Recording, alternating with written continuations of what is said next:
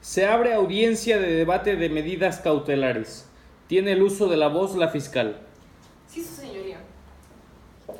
De conformidad con el artículo 165 y 166 del Código Nacional de Procedimientos Penales, esta Fiscalía solicita imponer de manera fundamentada 3 medidas cautelares al imputado Juan Rulfino,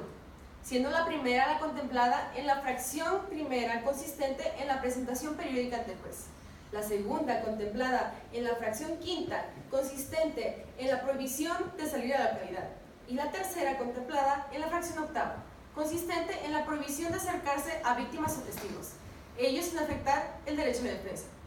Estas medidas contempladas en el artículo 155 del ordenal antes mencionado. Medidas las cuales se consideran idóneas y proporcionales. Ello en virtud de que a juicio de razonabilidad, esta Fiscalía considera que se atienden a 2 riesgos, los cuales son el peligro de la sustracción de la acción de la justicia y el peligro de la obstaculización del desarrollo de la investigación. Atendiendo al primer peligro, se considera, de conformidad con el artículo 168, que se puede actualizar esto analizando el arraigo de la persona y además analizando la residencia habitual. Ello desprende de la carpeta de investigación, donde se destaca que el imputado solo lleva 11 meses viviendo en su residencia actual, la cual no es de su propiedad ya que se encuentra rentada. Además, si analizamos también el asiento familiar, se desprende de la carpeta de investigación que si bien es cierto su esposa vive en la Ciudad de México, también es cierto que cuenta con 2 hijos que viven en la ciudad de Guadalajara. Además, si analizamos las facilidades que tenga el imputado para salir o permanecer oculto, su señoría, es importante que analicemos en este momento lo siguiente, ya que de la unidad de medidas cautelares se desprende que el imputado cuenta con pasaporte y visa vigentes, los cuales, teniendo en cuenta que estando en la Ciudad de México, la cual cuenta con el aeropuerto más grande del país, que tiene tanto salidas nacionales como internacionales, el riesgo de sustracción solo va en aumento al tener esos documentos. Por otro lado, si también se analiza el desacato para citaciones, actuaciones procesales, si bien es cierto que el imputado se encuentra en esta audiencia y también acudió a la entrevista de unidad de medidas cautelares y a la entrevista como imputado, también es cierto y es importante destacar que desacató la primera cita de audiencia inicial, por lo cual se genera una duda en esta Fiscalía de que el imputado pueda seguir asistiendo a las demás actuaciones procesales. Por lo cual, si se puede afirmar que el imputado solo lleva 11 meses viviendo en una residencia que no es de su propiedad, que además tiene familia fuera de la Ciudad de México y que además cuenta con pasaporte y visas vigentes que le permiten salir tanto de la ciudad como del país, y además si también destacamos el hecho de que desacató la primera cita de audiencia inicial, esta Fiscalía puede configurar que existe un riesgo de sustracción de la acción de la justicia, por lo cual solicita imponer las medidas cautelares consistentes en la presentación quincenal ante el juez y la prohibición de salir de la Ciudad de México. Además, su señoría, también existe otro riesgo procesal, el del peligro de la obstaculización del desarrollo de la investigación, ya que si analizamos el artículo 169, nos dice que para que se configure este peligro es necesario saber si el imputado, estando en libertad, podrá influir en otros testigos para que declaren falsamente. De esto, desprendido de la carpeta de investigación, se sabe que el testigo Juan Sabina tiene una relación de subordinación laboral con el imputado, ya que menciona que ha laborado para este por varios años en la reparación de inmuebles, incluyendo el de los hechos que nos ocupan el día de hoy. Por lo cual esta Fiscalía solicita imponer la medida cautelar consistente en la prohibición de acercarse al testigo Juan Sabinas, ello con la finalidad de poder realizar una buena investigación. Estas medidas cautelares antes peticionadas se consideran que atienden a los principios de legitimidad, de necesidad y proporcionalidad. Estos principios consagrados tanto a nivel nacional como a nivel internacional, ya que en el caso Chaparro Álvarez y Lapo Íñiguez contra el Estado de Ecuador de la Corte Interamericana de Derechos Humanos, se establece que para imponer cualquier medida cautelar a saber es necesario atender a estos principios de legitimidad, necesidad y proporcionalidad, los cuales se encuentran consagrados en este caso. Por lo cual, su señoría, estando estas medidas cautelares apegadas a derecho, respetando los derechos humanos del imputado, ya que le permite realizar sus actividades de manera normal y atender a los siguientes pasos del proceso, esta Fiscalía solicita imponer las medidas cautelares antes mencionadas. Ello con la finalidad de poder esclarecer los hechos que nos ocupan el día de hoy. Es cuanto. ¿Algo que manifestar la defensa? Sí, su señoría.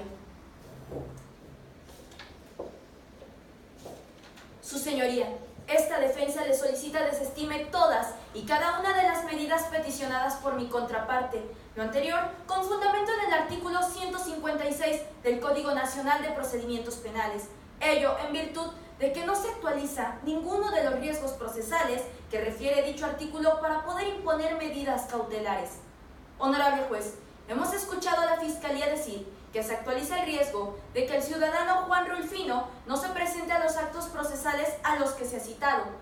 Pero, ¿realmente existe el riesgo de que mi defendido no se presente a dichos actos? Y es que, su señoría, la Fiscalía mencionó el artículo 168 del Código vigente y nos dijo que para poder afirmar que existe el peligro de sustracción de la justicia en el imputado, se debe analizar el arraigo del imputado y a su vez examinar el domicilio de éste, que es el lugar donde será juzgado. Por ello, preguntémonos, su señoría, ¿acaso el ciudadano Juan Rulfino tiene domicilio habitual fuera de esta ciudad? No, su señoría,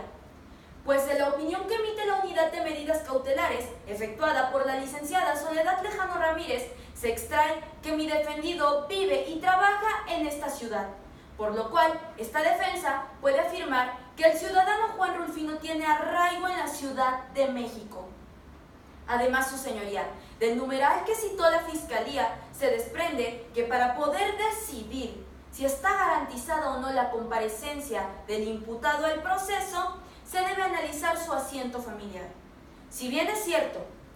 mi defendido lleva 11 meses viviendo en el domicilio ubicado en calle Tonalá, número 201, interior 502 de la colonia Roma Sur de la delegación Cuauhtémoc de esta Ciudad de México, no es menos cierto, su señoría,